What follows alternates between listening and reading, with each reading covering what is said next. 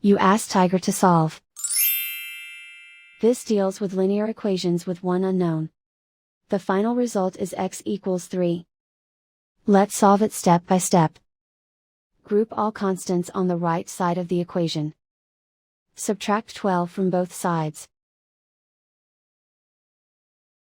Group like terms. Simplify the arithmetic.